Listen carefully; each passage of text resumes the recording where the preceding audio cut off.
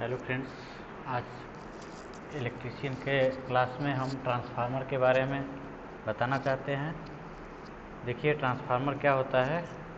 Transformer एक ऐसा static यंत्र है जिसमें कोई मूवेबल पार्ट नहीं होता है। यह एक जगह स्थायी कार्य करने वाला यंत्र है जिसमें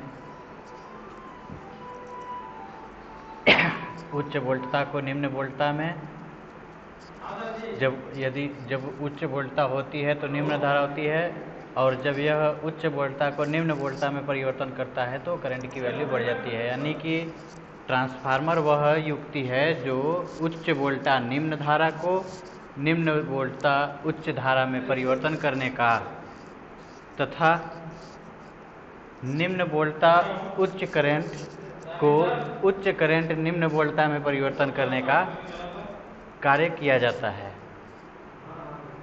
यह स्टैटिक यंत्र है।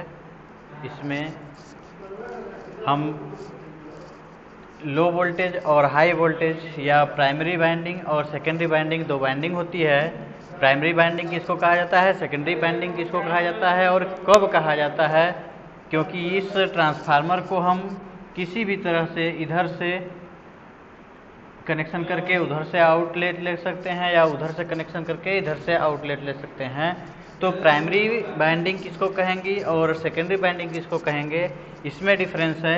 प्राइमरी बाइंडिंग यानी कि जब हम कहीं से वोल्टेज जो हमें मिलता है वह ट्रांसफार्मर में जाता है वह प्राइमरी बाइंडिंग कहलाएगा, और जो हम आउटपुट उसमें से लेंगे वह सेकेंडरी बाइंडिंग कहलाएगा। अगर ये ट्रांसफार्मर को उच्च वोल्टता से निम्न वोल्टता में परिवर्तन करना है तो उच्च वोल्टता की तरफ जो बाइंडिंग में हम कनेक्शन करेंगे वह प्राइमरी बाइंडिंग होगा, और निम्न वोल्टता के लिए जिधर से हम कनेक्शन बाहर प्राप्त करेंगे वह सेकेंडरी बाइंडिंग होगा। देखिए, ट्रांसफार्मर के मेन पार्ट्स कौन से हैं। ये ट्रांसफार्मर का पूरा चरित्र है, फिगर बना हुआ है। अब देखिए, यह जो बाहरी भाग पूरा है यह स्टील का बना होता है। यह स्टील का टैंक होता है। अब इसके अंदर ट्रांसफार्मर का मुख्य भाग क्या क्या होते हैं, इस स्टील टैंक, बाइंडिंग, बुशिंग और आयल, चार चीज़ें होती हैं। तो सबसे पहले टैंक के बारे में देख लीजिए। यह आयताकार टैंक होता है और ट्रांसफार्मर की क्षमता के आधार पर इस टैंक की साइज को बनाया जाता है। मेन ट्रांसफार्मर तीन प्रकार का होता है, सेल टाइप, कोर टाइप और वेरी टाइप। यह कोर टाइप ट्रांसफार्मर है। इसके बाद देखिए प्राइमरी वाइंडिंग, यहाँ पर एलवी साइड हम लोग एक तरफ से चलते हैं।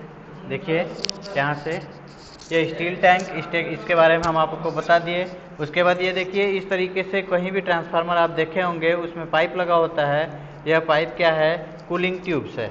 कूलिंग ट्यूब्स का मतलब यह होता है कि जब हम ट्रांसफार्मर को कार्यरत अवस्था में रखेंगे तो इसमें क्या होगा कि बाइंडिंग में हीट होता है। बाइंडिंग में जब हीट होता है तो इसमें जो आयल होता है वह आयल गर्म होता है, और इस आयल का एक निश्चित टेम्परेचर पर ही चलना चाहिए। तो उसके लिए ठंडा होने के लिए यह अलग से इसमें पाइप लगे होते हैं, जिसमें से पाइप के माध्यम से जब गर्म आयल होता है तो वह नीचे से ऊपर, ऊपर से नीचे इसमें करता है।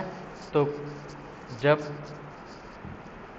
यह ऊपर से नीचे की तरफ जाता है तो इसमें वातावरण का हवा लगता है जिससे यह आयल ठंडा होता है। तो कम क्षमता के लिए ट्रांसफार्मर जो होते हैं वो इसी तरीके से ठंडा किया जाता है, और आयल ठंडा करने के लिए आयल कूलिंग वाटर टाइप होता है और आयल टाइप होता है। इस तरीके से करना पड़ता है इसको। अब देखिए, कूलिंग ट्यूब्स के बारे में हो गया। अब यहाँ पर केबल इंट्री ग्लैंड, यानी कि जो हम बाइंडिंग करेंगे, बाइंडिंग के इंट्री बाइंडिंग जो है, शुरुआत के लिए बाइंडिंग करने के लिए यहाँ पर एक छोटा सा बॉक्स लगा होता है, वहाँ पर से हम बाइंडिंग करना शुरुआत करते हैं। यहाँ पर देखिए LV side cable box. LV side cable box का मतलब है कि जो लो वोल्टेज साइड का केबल के लिए यहाँ पर बॉक्स है, और इस बॉक्स में पोर्सिलिन एलवी बुशिंग यानी कि लो वोल्टेज बुशिंग के लिए यहाँ पर low voltage bushing with socket है। यानी कि अंदर से जो बाइंडिंग का वायर है वह इस तरीके से यहाँ पर लाके जोड़ा जाता है। उसके बाद यहाँ पर लाने के बाद बूशिंग किया जाता है, यानी कि जो वहाँ से ट्रांसफार्मर में 3 बुशिंग इधर निकला होता है, जिसको नॉर्मल खूंटी लोग बोलते हैं, तो इधर निकला होता है, 4 उधर निकला होता है, तो उसमें पोर्सलिन चीनी मिट्टी का भाग लगा होता है। उसके बाद फिर ये कपलिंग करने के लिए लगा होता है। तो यहाँ पर चीनी मिट्टी यानी कि पोर्सलिन के लिए किस लिए लगाया जाता है? इसलिए लगाया जाता है कि जो इसमें का ट्रांसफार्मर से जो करंट निकलता है वह करंट इस ट्रांसफार्मर के संपर्क में ना आए, बाहरी बॉडी को संपर्क में ना आए, और इसलिए यहाँ पर पोर्सलिन का प्रयोग किया जाता है। यह पोर्सलिन बूशिंग इसका नाम दिया गया है। उसके बाद देखिए टेम्परेचर गेज, यहाँ पर यह टेम्परेचर गेज का मतलब है कि यह जो टेम्परेचर इस आयल जो होता है इस ट्रांसफार्मर का उसके लिए होता है। आयल के टेम्परेचर को देखने के लिए टेम्परेचर गेज का प्रयोग किया जाता है। इसके आगे चलिए, ये है हमारा कंजर्वेटर टैंक। कंजर्वेटर टैंक का काम क्या है? ये जो आयल भरा रहता है यह कंजर्वेटर टैंक में कुछ आधे या उससे कम पोजीशन तक भरा रहता है। उसके बाद क्या होता है कि जब ट्रांसफार्मर गर्म होता है तो इसका आयल क्या होता है? एक्सप्लोज करता है, यानी कि ट्रांसफार्मर का आयल घटता बढ़ता अवस्था में रहता है। तो वह कवर कहाँ करेगा?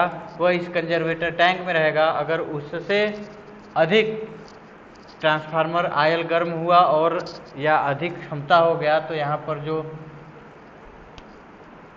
एक्सप्लोजन वेंट है इसमें एक यहाँ पर और वाल्व लगा होता है, इसमें से आयल बाहर निकल जाता है। और यह जो कंजर्वेटर टैंक का काम क्या है? यह इसमें जो आयल होता है वह जब गर्म होता है यानी कि फैलने और सिकुड़ने का काम करता है, तो यह कार्य किसमें होता है? कंजर्वेटर टैंक में होता है। अब देखिए एक्सप्लोजन वेंट क्या होता है? एक्सप्लोजन वेंट के द्वारा हवा का चूसड़ होता है, या फिर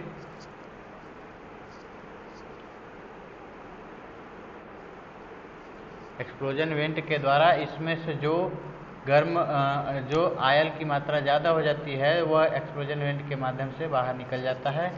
इसके बाद यहाँ पर देखिए ब्रीदर का काम क्या है?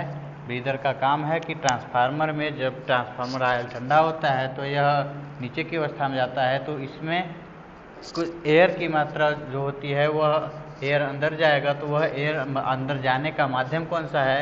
यह ब्रीदर है। अब इस ब्रीदर में देखिए ट्रांसफार्मर के आयल में अशुद्धि नहीं होना चाहिए और ना ही नमी होना चाहिए, तो उस नमी को दूर करने के लिए यहाँ पर ब्रीदर का प्रयोग किया जाता है। इस ब्रीदर में नमी को अवशोषित करने के लिए यह सिलिका जेल का प्रयोग किया गया। सिलिका जेल का कलर होता है, इस कलर से हमें मालूम चलेगा कि सिलिका जेल अभी कार्यरत में है या फिर ये खराब हो चुका है। तो सिलिका जेल जब नॉर्मल अवस्था में अच्छे कंडीशन में रहेगा तो यह क्या रहेगा? गुलाबी। और जब यह नमी के कारण खराब हो जाता है तो यह हो जाता है नीला, यानी कि हम कहेंगे गुलाबी से यह नीला हो जाता है। तो जब यह गुलाबी से नीला हो जाता है सिलिका जेल, तो समझ लीजिए यह ब्रीदर अब काम नहीं कर रहा है, तब ट्रांसफार्मर के आयल में नमी चली जाएगी। तो अब इस ब्रीदर में सिलिका जेल को ठीक करने के लिए क्या किया जाता है? इसको सूर्य की रोशनी में फैला दिया जाता है, जिससे यह सूख कर फिर से गुलाबी अवस्था में आ जाता है और पुनः कार्य में इसको लगा दिया जाता है। यहाँ पर देखिए है एक फिलिंग होल विथ कैप, यानी कि यहाँ पर जब आयल की कमी हो जाती है तो आयल को भरने के लिए यहाँ पर कैप का प्रयोग होता है। इसी कैप के माध्यम से इसमें आयल ट्रांसफार्मर में भर दिया जाता है। यहाँ पर देखिए आयल गेज है, यह आयल के लेवल को दिखाने का काम करता है यहाँ पर।